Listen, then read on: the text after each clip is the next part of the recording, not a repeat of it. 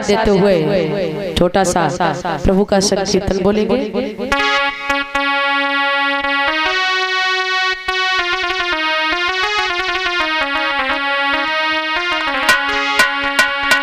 कि जनी धरी लई है निठुराई रे बर मागे पियासे, हाय हाय रे बर मागे पियासे।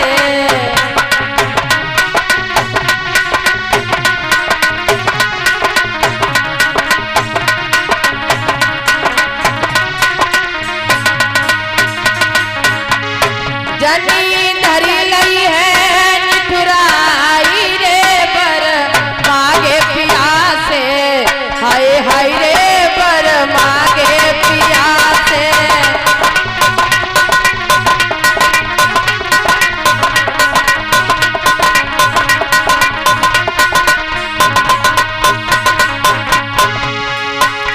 अरे तापस भेष विशेष उदासी, अरे तापस भेष विशेष उदासी। और 14 बरस राम बनवासी, इन्हें बन को देव पठाई रे बर मागे पियासे, हाय हाय रे बर मागे पियासे। इन्हें बन को देव पठाई रे बर मागे पियासे, हाय हाय रे बर मागे पियासे।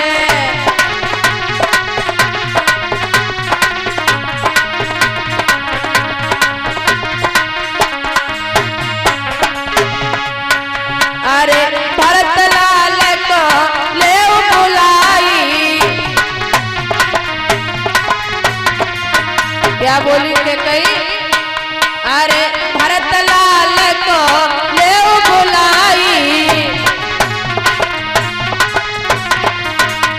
और राज तिलक देवो करवाई। अरे राज तिलक देवो करवाई, इन्हें सिंहासन देव बिठाई रे बर मागे पियासे, हाय हाय रे बर मागे पियासे। इन्हें सिंहासन देव बिठाई रे बर मागे पियासे, हाय हाय रे बर मागे पियासे।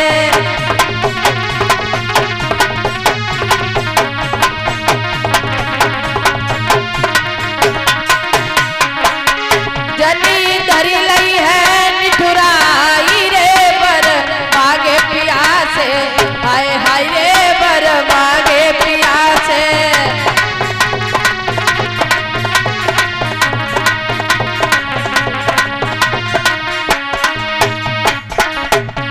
बोले वृंदावन हरि लाल की, राधा कृष्ण की। तो श्री सुखदेव जी बोले हे राजन परीक्षित, बताया है कि जब देवयानी और शर्मिष्ठा दोनों लड़कियां जंगल में पहुंची हैं,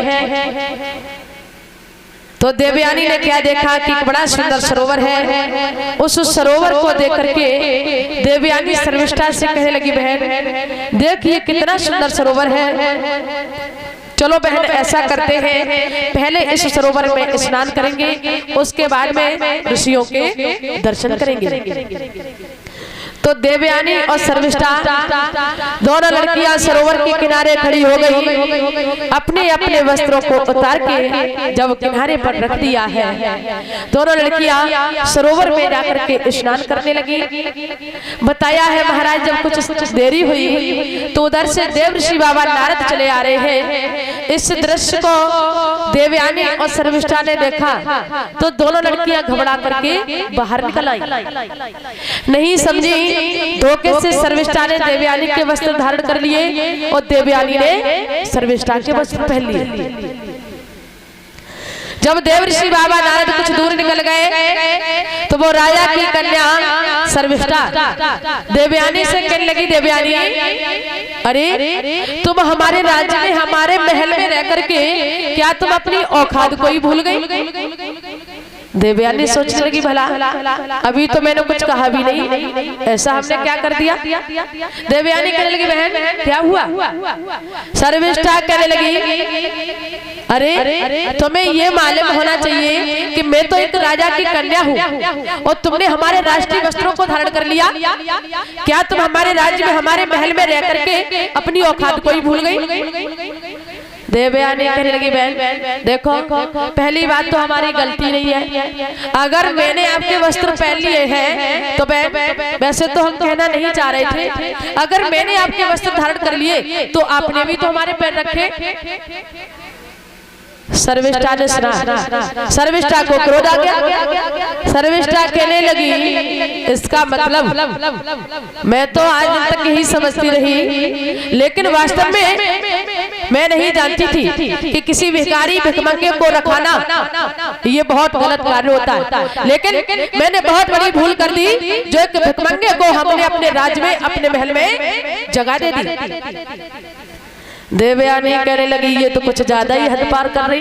देवयानी कहने लगी, सुनो, अगर मैंने आपके वस्त्र पहन लिए तो ज्यादा मत बोलो, आपने भी तो हमारे पैर रखे हैं। सर्विष्ठा आगे बढ़ी। सर्विष्ठा कहने लगी, क्यों री?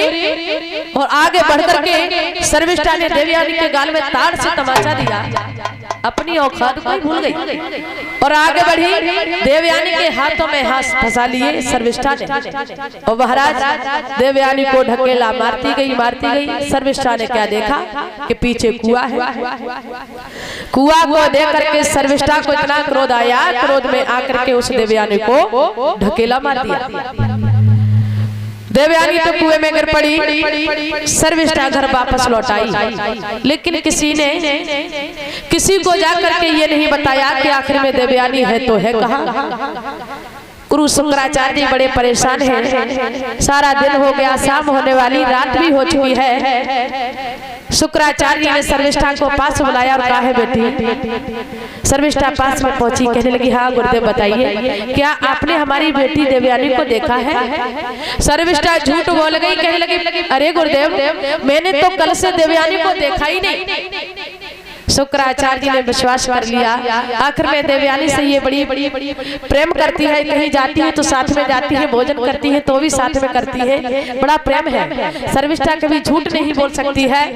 शुक्राचार्य जी ने उस बात पर विश्वास कर लिया, लेकिन देवयानी कुएं में पड़ी है, भगवान का ध्यान कर रही है। नाथ बताया है कि जब प्रभु के भक्तों पर जब कोई संकट आया है, जैसे जैसे युग बदलते गए, प्रभु ने वैसे अपने रूप को धारण किया और अपने भक्तों की राधा कृष्ण की।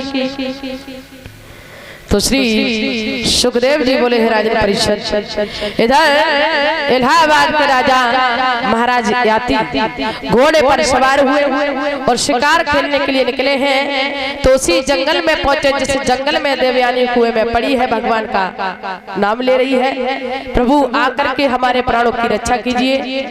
तो ऐसा ही नहीं, महाराज याती घोड़े पर सवार हुए और जब उसी जंगल में पहुंचे हैं तो क्या देखा, एक बड़ा सुंदर हिरन है। उस हिरन का महाराज याती ने पीछा किया है। तो ऐसा ही नहीं बताया,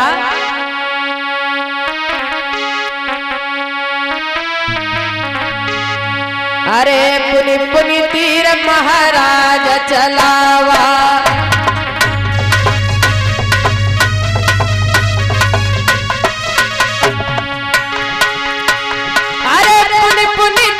महाराज चलावा, चलिया हिरन शरीर छुपावा।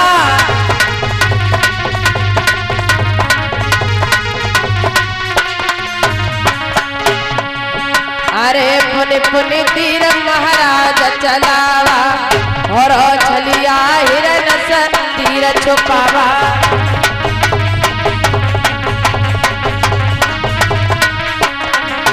महाराज याती उस हिरन का पीछा करने लगे तो बताया, अरे कबहू हिरन ऊपर को जावे, कबहू दुष्ट रे जमी गहिरा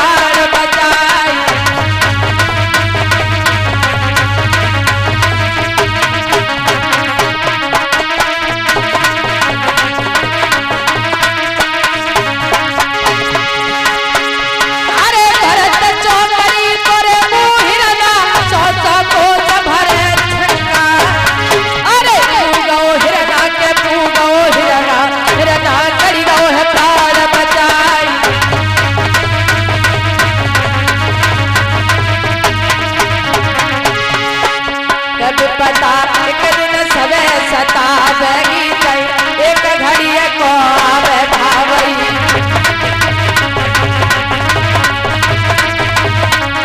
भावई एक दिन सबे सतावेगी कई एक घड़ी को आवे विपत्तिया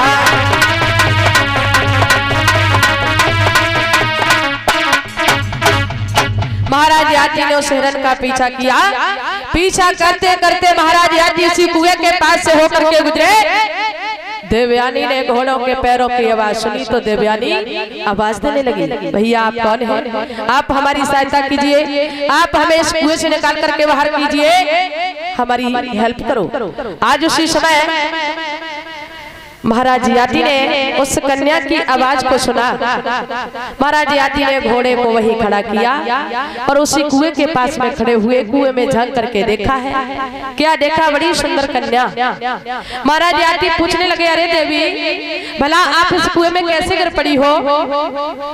देवयानी कहने लगी, महाराज पहले आप मुझे इस कुएं से